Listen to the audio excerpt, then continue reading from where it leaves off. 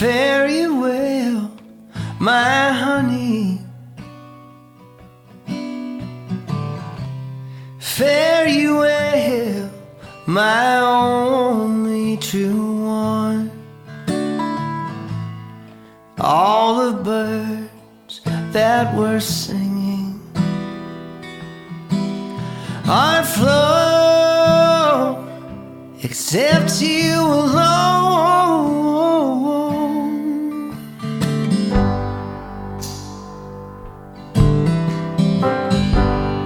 Gonna leave this broke down palace on my hands and my knees.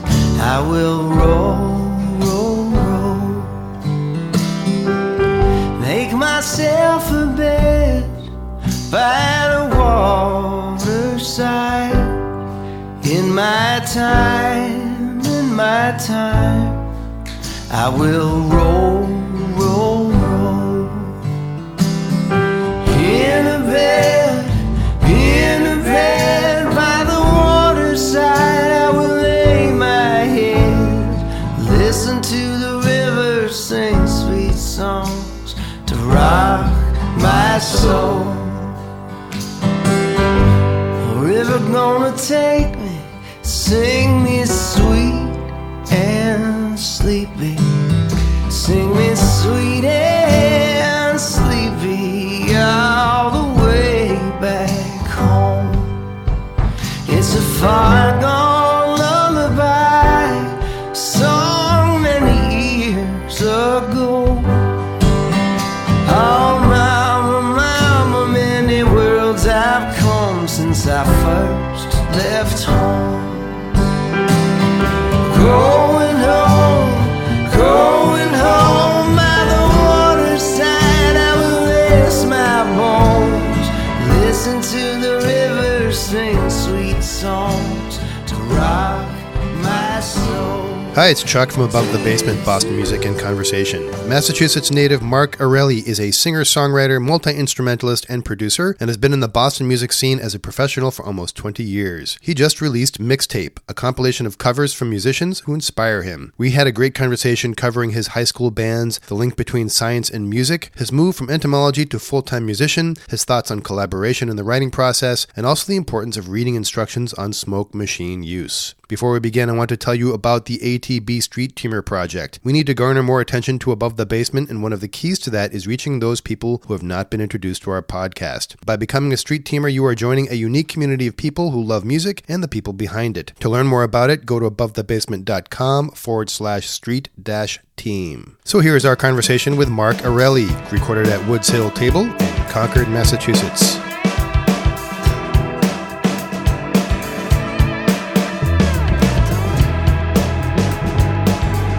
I met you briefly at, I think it was Sub Rosa. So I met you that night. I mean, it was in a crowded, it was a crazy night because you were about to go on. Is that at the Lizard Lounge? Or? Yeah, Lizard Lounge. Yeah, Yeah, okay, yeah. Gotcha. Oh, man, I didn't connect this with that. That was a great night. What was the theme, Chuck? It was like an anthem or something like that. I think you did like an Abraham Lincoln song. I did Abraham that night. Yeah, okay. Abraham, right. Yeah. It was a beautiful tune. One of mine. Yeah, thanks. And remember the kid that they brought, the stranger, the dude that played electric guitar? Yeah. So we've show. talked to a whole bunch of people from that night. Alistair. Cool. Yeah, Alistair's there. Yeah. Chris Delmhorst. Rose Polanzani was my co-host that day when I talked to Chris Delmhorst. Oh, that's great. That. I mean, I met Zach. Well, Jennifer. Briefly. Jennifer Kimball. She was there that night. But. She was there that night. But yeah, we're going through one by one. All right. Going through the whole community. Yeah, the whole Sub Rosa community. Well, Sub Rosa community is a big part of the scene. You know who really sings the Mark Erelli praises? We had a good time talking with David Wax Museum. Oh yeah. And so Suze Slezak. Yeah, Slezak.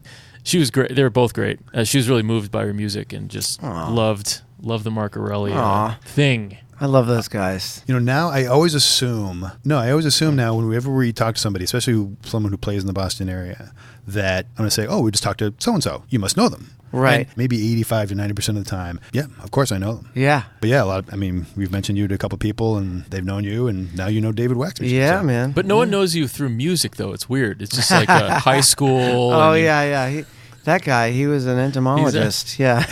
But you right. were, but I you mean, were was, yeah. close. Close, yeah. Did you work with insects? I did, yeah. I got a degree in organismic and evolutionary biology. So when you got your master's, did you have like kind of a thesis in a certain type of animal that you had? What was your animal? I studied gypsy moth population dynamics. Nice. Yeah. Gypsy moth. People around here will remember, at times it's been pretty intense. Yeah. At the you time can see I the was trees with all the scars on them still. Oh, yeah. Right? That's a lyric right there, Chuck. Exactly. Trees with scars, yes. Yeah. But the time I did my master's, the populations were kept in check by a lot of virus and fungus and parasitic wasps and flies. So I had to create populations to study. I had to go down to Otis Air Force Base on the Cape and go out into the woods. I had to collect eggs from Michigan where they had outbreaks, and then I had to take gypsy moth eggs in Michigan. Yep, and then drive them back here, and then staple them out onto trees on the military base where nobody cared. But I mean, that's the kind of thing you can get arrested for. You can't even bring firewood to another state. Well, they have an insect research facility there on the Air Force Base. Wow! And so you got your data from that Air Force base. Yeah. I did my field research down there, and I went to UMass Amherst. Feels like a former life because it basically was at 98. 96 to 98, so that was 20 years ago now.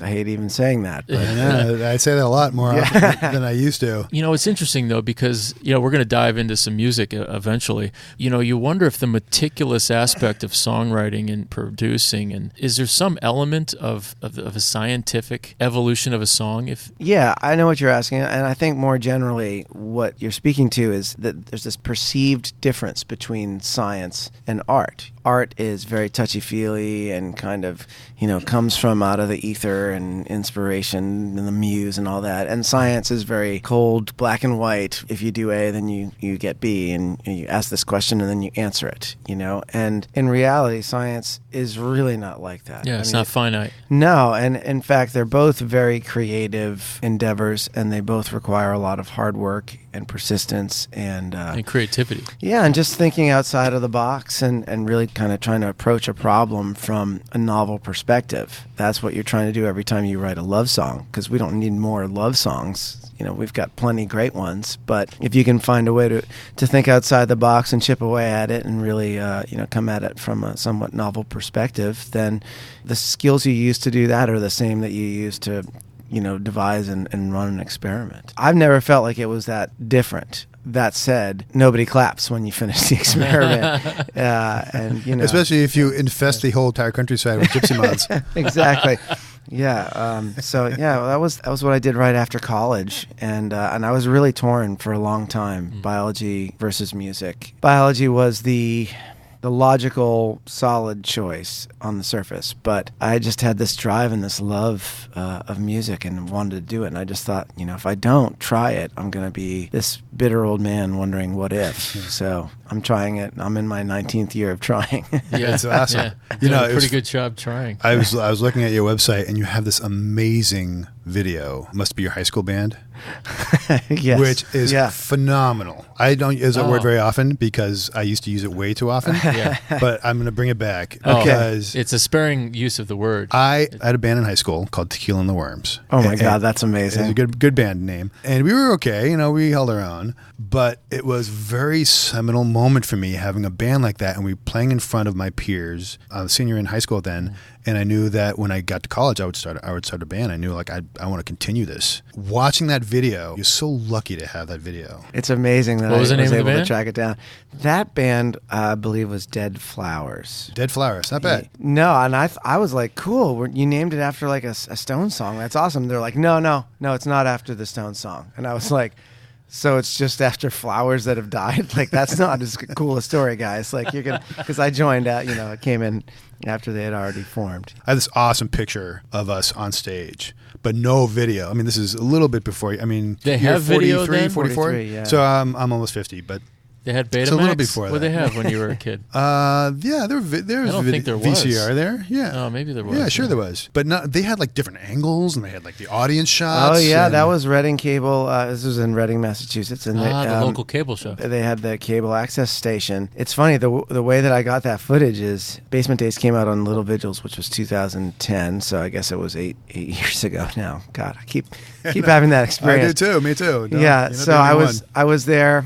to do an interview. There was a kid there that was in high school at the time and had to do a project, and I said, yeah, I'll come in and drop my kid off at my folks' place. They still live in Reading, and I went to do the interview, and we did it. And then afterwards, he said, we still have all that footage of your early band. So you hadn't even seen it since high school? I hadn't. No, I didn't have a copy of it. And he goes, yeah, we still have that footage. And I said, you got to give it to me. I'm going to make a video with that. I had a blast. I don't think too many people saw that video, so I'm really glad to hear you single it out. But for me, that was an incredibly meaningful project. It is meaningful because it was had such an effect on me being on that stage for the Battle of the Band. That's the picture is from, and you being able to take that video and put it to a song that you wrote. Oh, so you about years, that 20 years later about it. So was that? So what was the song? So the song is called Basement Days.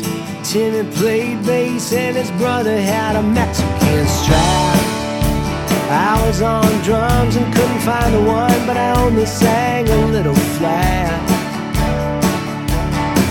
Fake wood paneling, linoleum floor, pillows stuffed under the upstairs door. Trying to learn a few chords and start a band. Take me back to those basement days, stairway to heaven in purple haze, pinball wizard and born to run. I can't get no satisfaction. We were lost in the music down in that room. It might as well have been the dark side of the moon. You can burn out or fade away, but you can't get back to those basement days. You guys look legit. Was it all covers or was it original? It was mostly covers, mostly classic rock kind of stuff. I guess the last couple of years of high school, I went from Dead Flowers to Organic Ice Cube, and we were all original. Excellent. And That's fantastic. But you were a drummer in Dead Flowers. I was in the video, at least. I was a drummer in Dead Flowers. Oh, really? One of two, because they didn't. That's right. You had two drummers in the video. They didn't want a lead singer prancing around. They were serious musicians, and you're gonna have to play an instrument if you're in the band. I was like, well, I can play half of the drums, so I played. And we were big Allman Brothers and Grateful Dead fans. So the story behind that Basement Days song is pretty amazing, because there was a handful of bands, 3 or 4 bands, and the band of the upperclassmen had organized this local event, this benefit for AIDS research, and it was 4 of the bands, and the organizers were going last, and Organic Ice Cube, we were the penultimate band, and we were damned if we were going to let the headliners, have all the glory. So we were trying to think of ways we could make an impact. So we went to Daddy's Chunky Music. I remember Daddy's. Yeah, and rented a smoke machine. And we thought, we'll close the curtains to the stage, and we'll have the smoke machine billowing, pumping out, and then when we hit our downbeat, we'll pull the curtains, and the smoke will waft out over the audience, and we'll be Stonehenge. Yeah, exactly. It was a total Spinal Tap thing, complete Spinal Tap. The first red flag should have been when the guy at the music store said, and this will not set off the fire alarm. That hadn't even occurred to us. We were focused on rock and roll infamy. We didn't care about fire alarms. So we did the thing. We had the curtain closed. We had it pumping really good, and then we hit our downbeat, and the curtains pulled open. And what we had neglected to account for is the fact that smoke doesn't really go anywhere without a fan to blow it. So no one could see the curtain pulls back to reveal almost an impenetrable wall of smoke. There's a rock band in there somewhere, but the audience can't see it. Yeah. We can't see the audience. We can barely see each other. I'm flailing away on the drums. We're just going for it. Oh, that's funny. And then we don't even realize that there's a problem until I literally see the firefighters come out of the smoke, hands on my shoulder, unplug the amps. They shut the whole thing down because we had set the fire alarm off. We were playing so loud we couldn't even hear it. Oh, really? That's rock and roll, baby. It was pretty rock and roll. That's rock and roll. It's basically been all downhill from there. That was. It makes for a great story. Yeah, 20 years later. And it's the kind of the thing that I appreciate the technology and the advances in being able to record yourself and stuff like that for kids coming up today, being able to figure that stuff out on their own. But there was a real thing to just having to be in a room together. And, you know, you couldn't just, it wasn't really that easy to layer tracks on top of each other and just say, well, I'll play the drums and then I'll play the bass. You know, you had to get a guy that played drums. You had to get another friend that played the bass, and you had to all be there together. I thank God that I had that experience, because I can sit down in my basement and build a certain kind of track with Pro Tools and the instruments that I have at hand. But that love of just getting people, musicians in a room and working with each other to create something, that's where it came from. It came from those basement jams, you know, when I was a kid. Thank God, because it really created friendships that, you know, last my whole life. I saw an interview with you, and it resonated with me too, because we're all similar age, and you talked about the midlife element of songwriting. We're young enough that we kind of get it, what's going on in the younger brain going through music, but we're old enough that you can see as an adult what happens next. The next chapter. You're young enough that it wasn't so long ago that you don't remember how it was and how it felt. But you're old enough to realize that it doesn't last forever. You know, like it used to seem that it would. I haven't heard someone put it that way, with a midlife crisis turned midlife question. Yeah, there's a negative that can occur, but then there's a positive, and there's, what do you do with that information? The fact that you can't stop time, and what does that mean? Yeah, I mean, I look at it as an incredible opportunity, because I'm so much better at what I do than I've ever been. I know so much more about what I like to do and how I like to approach it, and I'm always learning and always hungry to find, you know, new ways to kind of get further in there. But I still remember what it felt like to just kind of plug in and thrash away. Try and not forget that part of it, because it can be too easy to get inside of it and get down about, you know, the state of the music industry or how your career is now versus how it used to be. And it's really important to me to still have the joy of making music be a part of,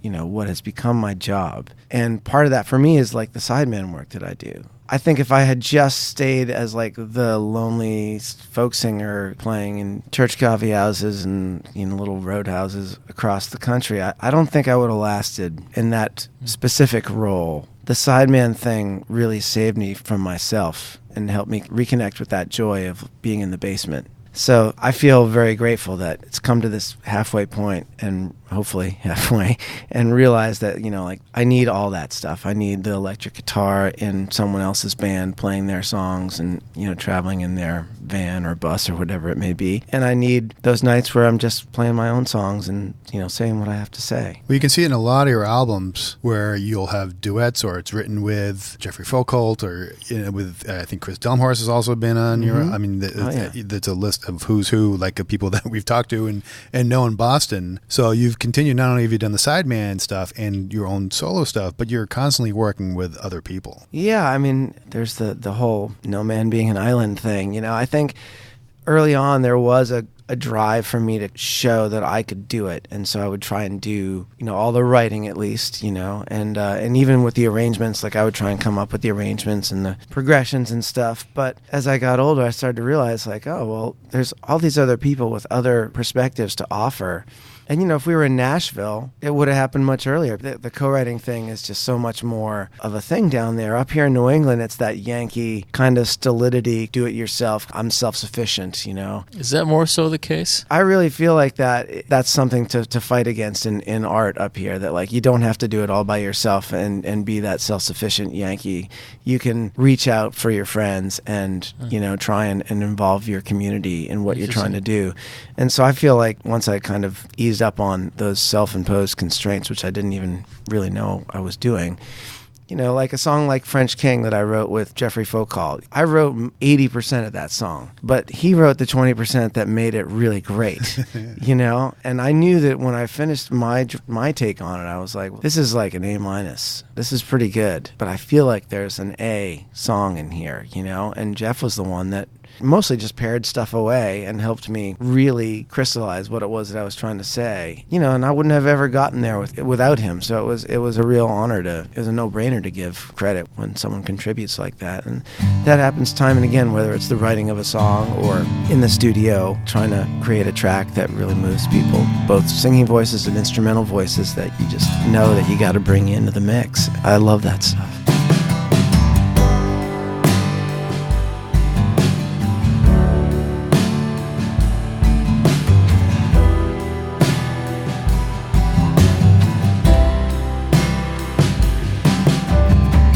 Driving home on the Mohawk Trail last night,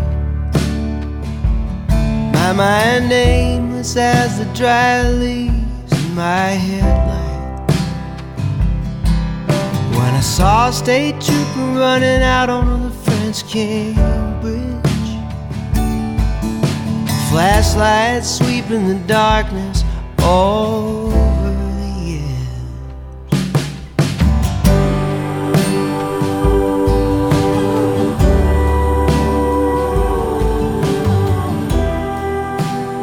So Mix, you made me think of Mixtape, which nice it was segue. just out. It's not usually that good. Yeah. You just came out, I think, 2 days ago. 2 days ago. Right? Yeah. And you have some pretty interesting covers on it. He covers one of our former guests. Is it all covers? It is all covers, yeah. Okay, because some of them I didn't recognize. Definitely some I did. Yep. I really liked the Against All Odds too. Oh, Yeah. God. And how did you choose it? Well, I mean, He says, "Oh God," for a reason. We'll get to that. to kind of pull back for a second. So for the last 14 years, I've done this annual cover show at Passim. Under the Covers? Under the Covers, yeah. We didn't name it. It was named by someone else, and then it started to get It's successful, and we couldn't change it. But yeah, so I've done this now we did our 14th year. The first 10 years were largely myself, Jake Armerding, and Lori McKenna. Mm-hmm. Towards the tail end of that first decade, we brought in our friend Zach Hickman, who first just played bass, and then I think the next year we let him sing a song. As the years went by, I was like, he's really full on part of this. Like, we should just let him sing, So He sang a song at the piano at Sub Rosa that night. yeah. So is now, that Zach? That's Zach. Wait, he's the dude on the piano. With a mustache. With the mustache, Yeah. bass and It was piano. really interesting. He's a bass player, but he as he played the sang piano. a song that night about his dad, I think. Yeah, Wasn't he it talked about his a father. song about a relationship with him and his dad? Yeah, I and it remember was that. really good. Yeah.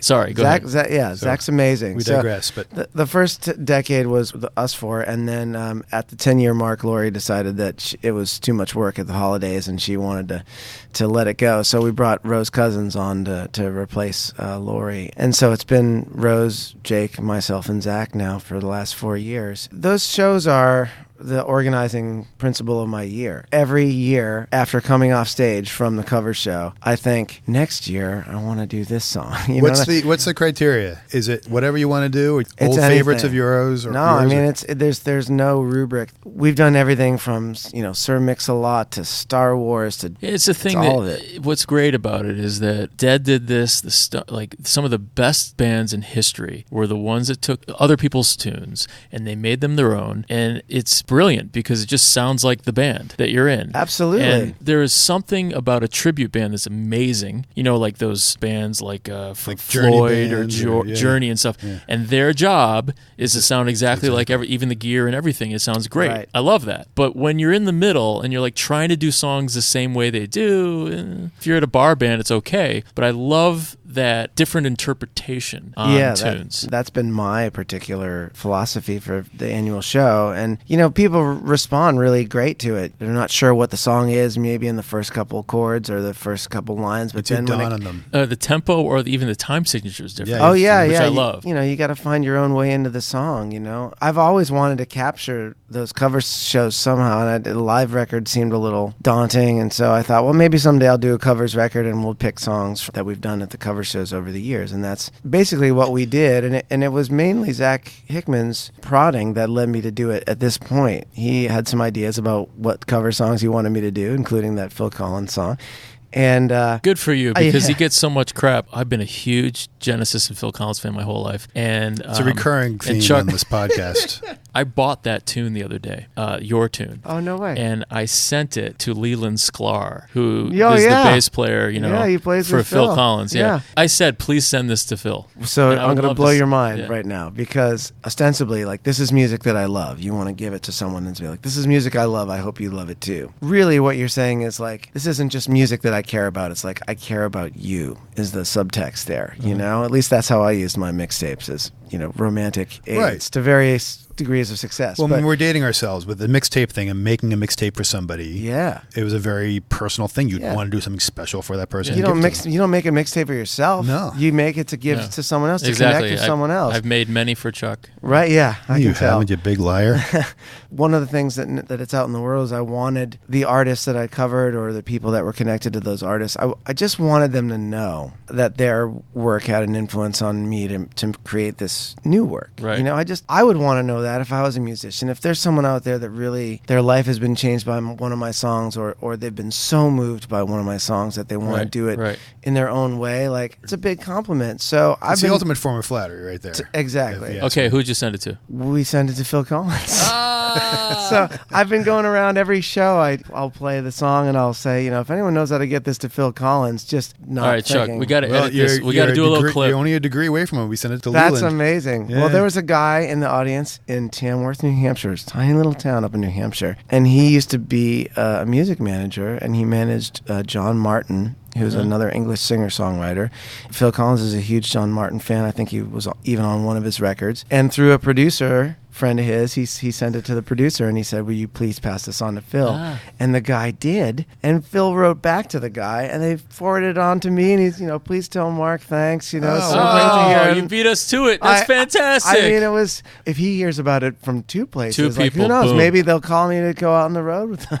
That is really funny. I couldn't believe. I thought like, there's no way I'm going to get in touch with Phil Collins. Like, he wrote back right away, and it wasn't like a short. It was just short email, but it was very sweet, and he really appreciated it, and that's all I wanted. You know? I don't want anything else from Phil Collins. You know? No, That's amazing. no. It's funny thing is we went to England to talk to Leland, who was on tour with That's with fun to Phil. say. We saw them at the Royal Albert Hall, and you played there. Played Wait there a with second. Josh Ritter, opening up for Ray LaMontagne 2 nights in a row. Yeah. I'm so glad it was 2 nights, because the first night it's just like, oh my God, oh my God, oh my God, oh my God. And then the next night you're like, no, this is really happening. What a Took a beautiful little trio place, over. too. It was fantastic. It was one of those experiences that you dream of. I mean, that's one of the iconic world stages, Carnegie Hall, Royal Albert Hall, the Ryman. One of the best experiences I've ever had. It's just awesome. But that's where Congrats. we saw Phil Collins that night, and then the next morning we went to Leland Sklar's hotel room, and that's when we Amazing. interviewed him. That's Yeah. when we talked to him. Wow. So it all Well, comes actually, around. so what we have to do is just circle back, go to the tune called Boys of Summer, Yeah. What? and send it to Don. Oh, yeah. Because Oh my God. we talked to Don already. That would be amazing, because I don't know how to get in touch with him. We've talked to him, and he's a very nice man. That's and what I've heard. We got to send that tune. We'll give it a shot. So Yeah. all we do, you go on this thing, Chuck, at Bandcamp, and you can buy the tune and send as a gift. I've Yes, never done I know that how before. to do that. What am I, an Well, idiot? I've never done that before. You never bought anyone a gift? I can Not I can get on you guys. Bandcamp. I mean, if you're going to pass it on, I can get you guys the music. No, it's easy to do, and I only spend $1, man. Oh, perfect. Don is a big fan of Jeff Folkalt's, actually, and has Really? recorded one of Jeff's songs. Has never put it on a record or anything, but yeah, Cool. he seems like a really cool guy. And Boys of Summer, that's one of the more transformed takes of on the song. It's of, mellow. Yeah. Well, your inflections too, and back to Against All Odds too, is that what I like about how you interpret those tunes is that obviously you use some of the key melodies, but you open up a little. You have more of these higher to low inflections of your voice that are very specific to you, Yeah. and it's a great signature. Well, did you change the signature on that? The time I signature? changed the time No, signature. not. I mean his signature. But he did change the time signature. And I changed the time signature. Yeah. So on you have both your of own those signature. songs. and it was a on time. Signature Records. Yeah, it's very confusing. Yeah, I look at songs. I don't like to see them as like sacred texts. I like to see them as things to be interpreted. I mean, well, I guess they could be sacred texts. I mean, the Bible is a sacred text, but Right. there's a lot of different interpretations of the Bible. That's true. So yeah, I guess it's kind of like that. I don't feel like anyone needs me to do a verbatim cover of something that's already been done really well. No. A song like Against All Odds, like that is firmly ensconced in the 80s. And not to take anything away from it, it was a No. huge hit. It was more... But is it the movie? Yeah, it was more successful than anything I'll ever do. But it is of its time, and it's like, well, what if that song came along now? What would it sound like now? Yeah. That's the kind of mission, the sense of mission that I bring to it. And Well, I has heard any- like an Otis Redding song. What would it sound like as like a soul ballad? yeah. You know? Well, it reminds me of something that you said in another interview maybe it was the same interview that Ron was talking about. So you take the antenna approach. To writing songs? To writing songs. These songs that affected you, these covers that you did. Well, it's what very you observe. defining of what you do, it seems, because you're taking in what you're gathering from your fellow singer-songwriters and the people that you live around, and then also from the songs that you grew up with and that you really loved as a kid or whenever you heard them. Sure. That seems to be your vibe. Yeah, I mean, that's one of the things that I love to do. It really, what comes out is a function of what you allow in. And if you just want a very little, narrow, defined thing to come out, then don't allow a lot in, and that's how you get that. But I want my music, I love it all. I don't want to limit myself. I try and draw from a wide range of material, just, from what I like. I listen to all kinds of music, and it influences you, and that's not a bad thing or a dirty word. The thing with cover songs is that it helps you realize the constraints that you've been putting on yourself. I have my personal kind of perspective, and I have my experiences to draw on, and I have my limited musical knowledge. I'm not a trained musician, so I have these harmonic and melodic patterns maybe that I've developed and stay within these bounds. And when you go and cover a song, those people have different experiences and different musical knowledge and different ideas, and you get to try those on. And you start to realize, oh man, why don't I try that? I would never think following that chord with that chord. Like maybe I should try that in a song sometime. Yeah, And so you ends up bringing that back to your own material and being able to use that knowledge and those resources to kind of remodel your own kind of house that you're building. It's a foundation, I think, that you build from as you're a kid with these environmental influences. But I think when you mention antenna, I had this vision too of you just soaking up the things in the atmosphere that you can talk about. And you did mention that, right? Where, I mean, I'll go back to the evolutionary biologists. They're all observers. Right. You have to do so much observation in science. Sure. It's really about paying attention. I think that's, I don't remember the specific interview where I was talking about my antenna, but I think it would have been in the context of just trying to pay attention. And that's what you were saying about the scientific observer in me. Like, I really think that's basically my most general job description, is like a professional attention payer. Like don't just sleepwalk through your life with all these assumptions about the way things are or the way things have to be. Really notice things, And well, true, but I think that you're also, when someone doesn't do that or maybe can't do that, a songwriter's job sometime is to, as a gift,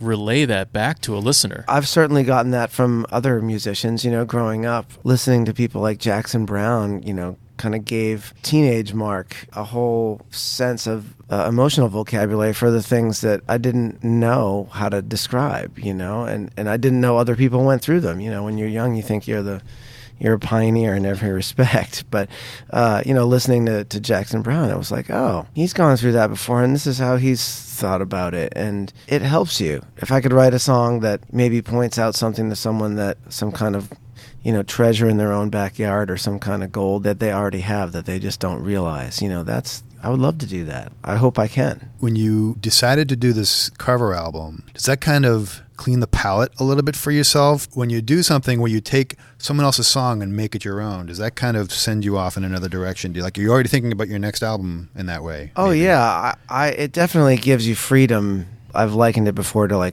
covering songs being a dog and getting to run off leash. There's no expectation there that it needs to sound like anything I've done before. Conversely, I did want these songs to sound like I could have written them. I wanted them to sound like they were an honest expression of my voice. And when I'm singing them, I mean them. I know I didn't write them, but for that 3 or 4 minutes, that is my song. I don't see any point in covering a song any other way. One thing that I really wanted to do with this record is, every record of my own, I try to add a new sonic dimension, something that I haven't done before, some approach that I haven't tried. And it may not seem like a sea change or a really, huge thing to casual listener, but for me, it matters. And so for this record, there was the option to use strings. And once we used the strings, I thought, I want the record to start out with strings, because it's like a shot across the bow. It's like, this is not something you've heard from me before. Maybe what follows will also be new and different than what you're expecting,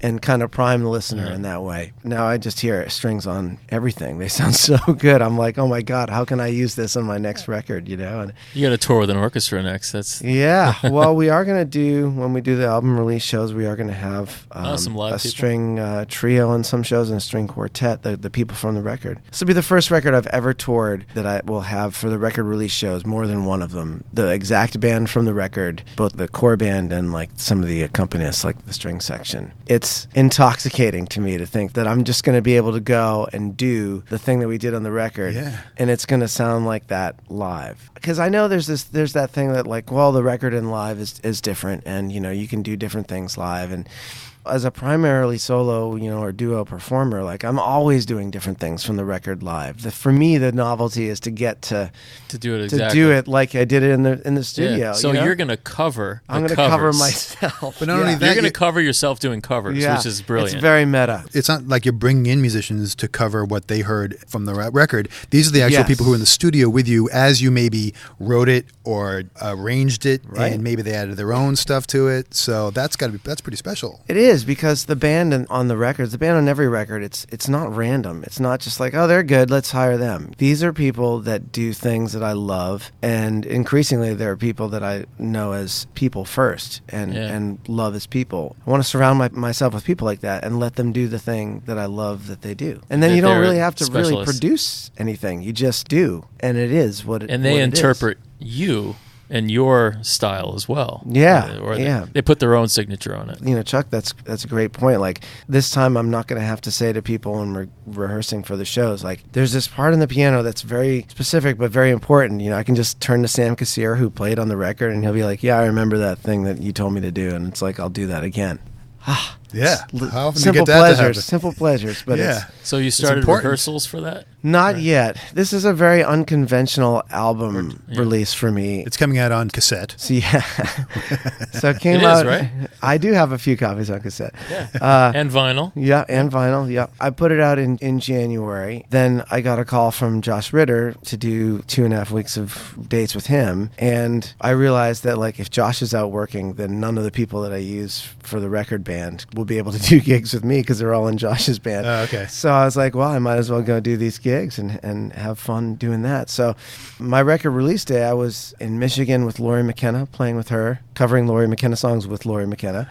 And then I've got a 2-week break where I'll be rehearsing Josh Ritter stuff, and then I'll be on the road with him for a couple weeks. And then come March, that's when I'll get around to doing my own shows. Is City Winery the opening one? Or City Winery is the third. You're starting in the Boston area? Starting, out in Northampton at the Parlor Room, and then up in New Hampshire, Seacoast, Exeter, New Hampshire at the Word Barn, and then the last one of that first weekend of shows is at City Winery. I'm really looking forward to it. This is going to be so cool. Yeah. How many people in the band? It'll just be 4-piece. Me, Sam Kassir on keyboards, and Zach on upright, Ray Rizzo on drums. I can't wait. Well, Mark, thank you very much for sitting with us. My pleasure, man. I'm really going to try to make that City Winery. Here's the thing.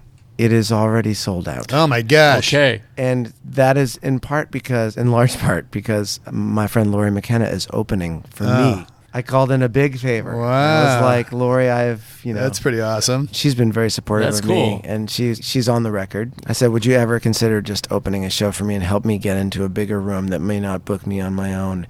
And she didn't even hesitate. She's like, yeah. That's so nice. That's awesome. And so if you're listening right now, Mark Erelli, March 24th, you won't be going, but it's going to be great. And please. Well, maybe it'll be so big that they'll give you another date. That would be great. That's the hope. Well, thank you. You going to play us a couple songs? I'd love to. All right, that'd be great. Thanks, man. All right, let's do Ophelia here.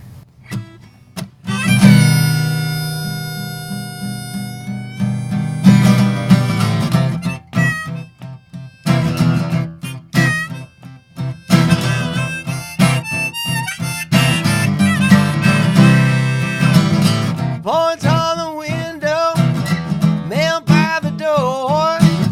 Won't anybody leave so quickly for Ophelia?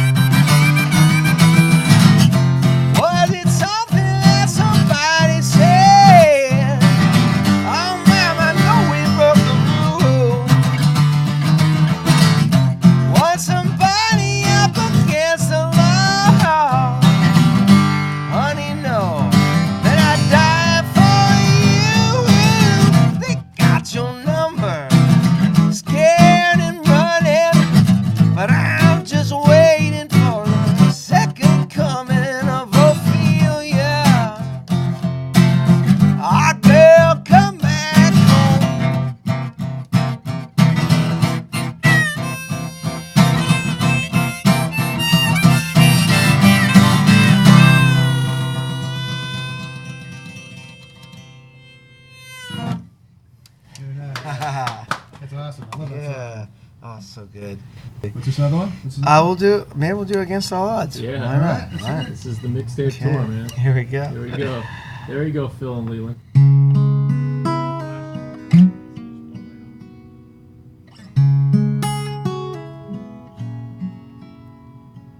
How can I just let you walk away? Just let you leave without a trace? When I stand here taking every breath with you, you're the only one who really knew me at all. How can you just walk away from me when all I can do is watch you leave? As we've shared the laughter and the pain, we've even shared the tears.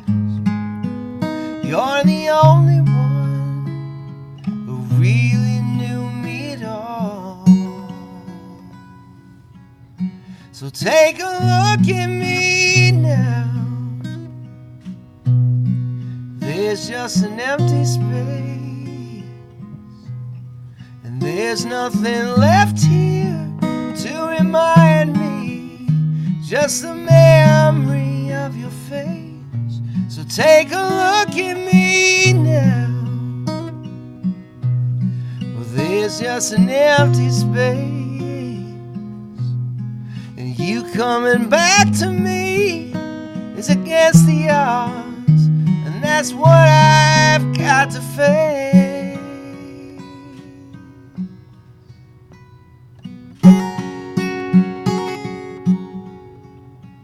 I wish I could just make you turn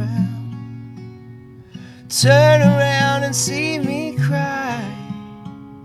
There's so much I need to say to you, so many reasons why.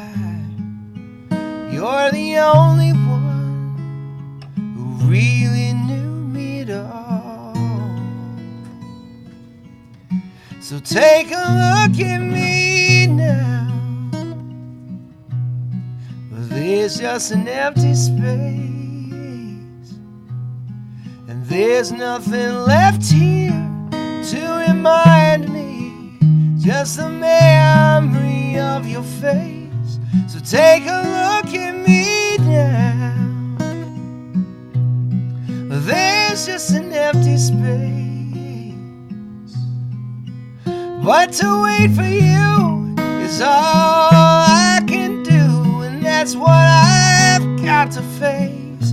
Take a good look at me now, 'cause I'll still be standing here. And you coming back to me is against the odds, and that's the chance I've got to take.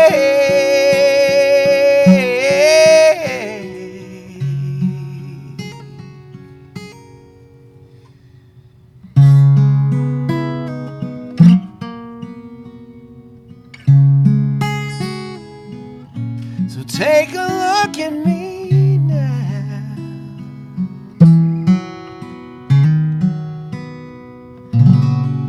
You can purchase Mark's music and see where to catch him live if it isn't already sold out at markerelli.com. Go to abovethebasement.com where you can sign up for our newsletter, listen and subscribe to our podcast, like our Facebook page, follow us on Twitter, and look at all the nice pictures we post on Instagram. We are everywhere. On behalf of Ronnie and myself, thanks for listening, tell your friends, and remember, Boston music, like its history, is unique.